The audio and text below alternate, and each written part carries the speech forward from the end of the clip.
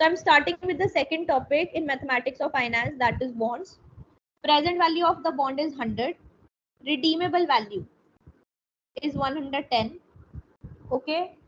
At the end of, suppose let's take 10 years only. ठीक है, और मेरे को इसके ऊपर प्रीमियम भी मिल रहा है 5%. ठीक है, and the yield rate in the market is 6%. ठीक है, अब देखो, what we need to find out is we need to find out the purchase price of this bond. ठीक है, purchase price of the bond. आज की date में ये जो बॉन्ड है मार्केट के अंदर 100 रुपए का मिल रहा है. मुझे ये जानना है कि अगर मैं 100 रुपए आज इस बॉन्ड में इन्वेस्ट करती हूँ तो क्या मेरे लिए ये फायदे का सौदा है या एक नुकसान का सौदा है. ठीक है, इस चीज को फाइंड आउट करने के लिए, ये देखने के लिए कि 100 रुपए एक्चुअल में जो बॉन्ड की वैल्यू है मार्केट के अंदर वो एक्चुअल में इतने का वर्थ है भी या नहीं, इस चीज के लिए बेसिकली हम purchase price of the bond जो है वो फाइंड आउट करने वाले हैं कि कितना मेरे को आज की डेट में बॉन्ड का प्राइस देना चाहिए. इससे ज्यादा अगर दूंगी तो मेरा ही लॉस है. ठीक है, तो to find out the purchase price of the bond what we need to do is, ठीक है, this purchase price of the bond is represented by B. You can represent it by P or whatsoever, it doesn't matter. ठीक है, purchase price of bond निकालने के लिए एक तो मेरे को निकालनी पड़ेगी present value of the premium that I am receiving और the dividend that I am receiving from these bonds. ठीक है, प्लस मुझे प्रेजेंट वैल्यू निकालनी पड़ेगी जो मेरा रिडम्पशन वैल्यू है उसकी.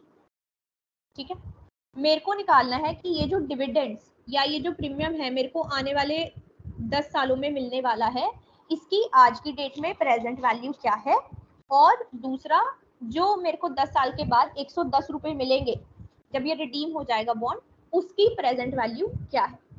ठीक है, फिर उसके बाद में हम कंपैरिजन करके देखेंगे कि बॉन्ड में परचेज करना चाहिए या फिर नहीं. This is basically the whole idea why we are calculating the purchase price of the bond. In the questions that are asked in the exams, you don't have to compare and check, you just have to find out the purchase price. Okay, so now how to find out the present value of the premium. अब देखो premium की present value कैसे निकालोगे आप. मेरे को जो dividend मिल रहा है या प्रीमियम मिल रहा है 5%. 5% किसका, 100 रुपीज का, जो कि बेसिकली फेस वैल्यू है इस बॉन्ड की. ठीक है, 5 रुपए का डिविडेंड जो है वो मेरे को हर साल जो है वो मिल रहा है. ठीक है, कितने सालों के लिए, 10 सालों के लिए. सो what I'll do is I will find out the present value of this 5 rupees. अच्छा, और ये जो 5 रुपए की ये जो पेमेंट है, this is basically a form of annuity. First year में 5 रुपया मिला, फिर उसके बाद सेकेंड ईयर में 5 रुपया मिला, फिर उसके बाद थर्ड ईयर में 5 रुपीज मिला, फोर्थ ईयर में 5 रुपीज मिला, ऐसे अलग अलग 10 साल तक ये 5-5 रुपया मिलता रहा. इसकी बेसिकली मुझे प्रेजेंट वैल्यू निकालनी है. So basically this is a kind of present value of annuity. ठीक है, अब मुझे इसकी प्रेजेंट वैल्यू निकालनी है तो हम क्या देखते हैं, एन्युटी टेबल देखते हैं. Present value of annuity factor where my rate is 6% and time is basically 10 years. ठीक है, या तो तुम प्रेजेंट PVAF लिख दो या फिर तुम्हारी बुक में it is represented as this ANI. N is number of years and I is the rate of interest. ठीक है, तो this is just a method. हाँ बोलो. यील्ड मतलब क्या होता है जो 6% है? ये यील्ड ये बता रहा है कि अगर मैं यहाँ पे इन्वेस्ट ना करती ये पैसा, मैं कहीं बाहर करती पैसा इन्वेस्ट, तो जो रेट ऑफ इंटरेस्ट मेरे को मिल रहा था वो 6% मिल रहा था. Opportunity cost basically kind of. Yes ठीक है।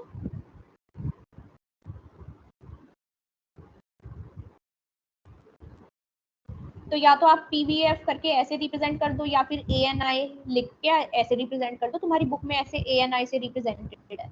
ठीक है, तो एक तो मेरे को ये जो डिविडेंड रिसीव कर रहे थे इसकी प्रेजेंट वैल्यू निकालनी पड़ेगी और दूसरा प्रेजेंट वैल्यू निकालनी पड़ेगी मुझे रिडम्पशन वैल्यू की। मेरे को at the end of 10 years, यहाँ से शुरू हुआ, at the end of 10 years मुझे मिलने वाला था 110 रुपया। ठीक है, मेरे को इसकी प्रेजेंट वैल्यू निकालनी है। तो what I do is 110 divided by 1 plus rate of interest was 6% raised to the power n, n is my 10। ठीक है, बेसिकली इसमें वही मैंने अमाउंट वाला फॉर्मूला लगाया, क्या होता था p 1 plus r raised to the power n। तो ये मेरे को पता है at the end of the 10 years मेरी अमाउंट 110 बन रही है, तो ये 1 plus r raised to the power n नीचे आ गया, तो मेरे पास ये प्रेजेंट वैल्यू आ गई।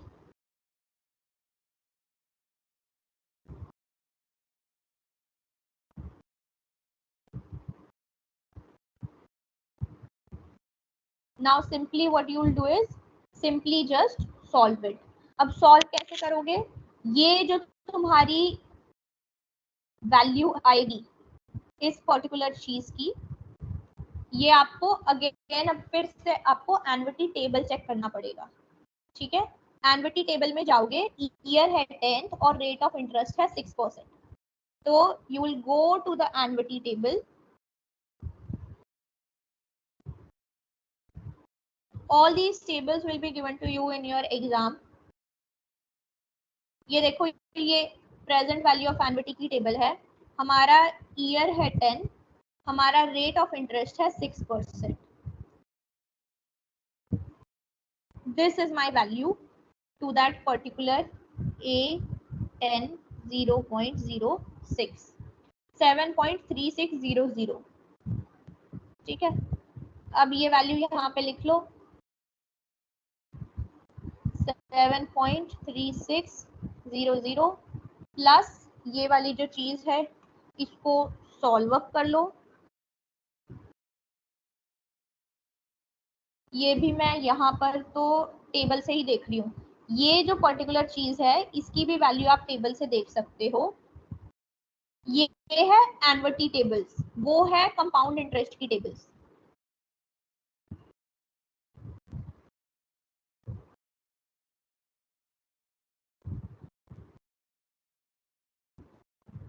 Amount of an annuity table में लिखा हुआ है तो इसका मतलब है फ्यूचर वैल्यू ऑफ एन्युटी।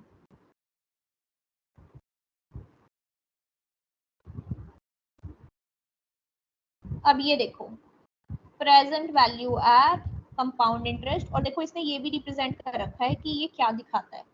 ठीक है, तो मैं इधर क्या करूंगी, मैं देखूंगी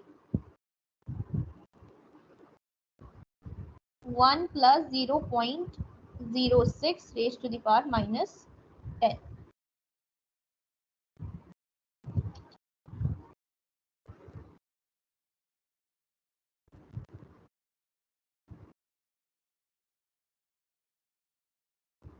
तो एट 10 एंड 6%।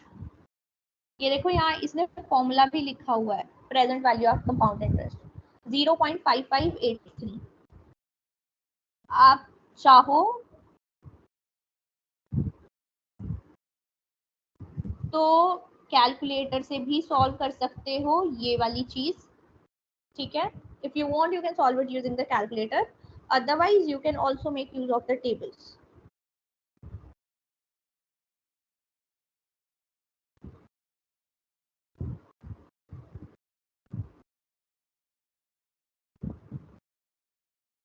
ये बेसिकली हम क्यों कर रहे हैं, ये जो सारी अमाउंट है, जो भी डिविडेंड हमें रिसीव होने वाला था, जो भी रिडम्पशन वैल्यू है बॉन्ड की, ये सारी मेरे को फ्यूचर में रिसीव होने वाली थी। मैं ये देखना चाहती हूँ कि ये जो पैसा है जो मेरे को फ्यूचर में मिलने वाला था उसकी बेसिकली प्रेजेंट वैल्यू क्या है। अगर वो मुझे आज मिलता तो उस पैसे की कितनी वैल्यू होती बेसिकली। ठीक है, तो it is coming to 98.213। This is the purchase price of the bond. जो भी बेनिफिट्स मुझे इस बॉन्ड के अंदर फ्यूचर में होने वाले हैं उसकी प्रेजेंट वैल्यू है 98.213, लेकिन बॉन्ड किस रेट पे बिक रहा है मार्केट के अंदर, 100 रुपए के रेट पे बिक रहा है। तो बेसिकली हम मार्केट से इस बॉन्ड को परचेज तभी करेंगे जब वैल्यू या तो इसकी 98.213 हो या फिर इससे कम हो। ये डिसीजन वगैरह नहीं लेना तुम्हें सिर्फ परचेज प्राइस निकालना है, बट मैं लॉजिक बता रही हूँ कि क्यों हम बेसिकली फाइंड आउट कर रहे हैं purchase price. So this is all about bond. You need to find out the present value of the benefits that you will be receiving in the future.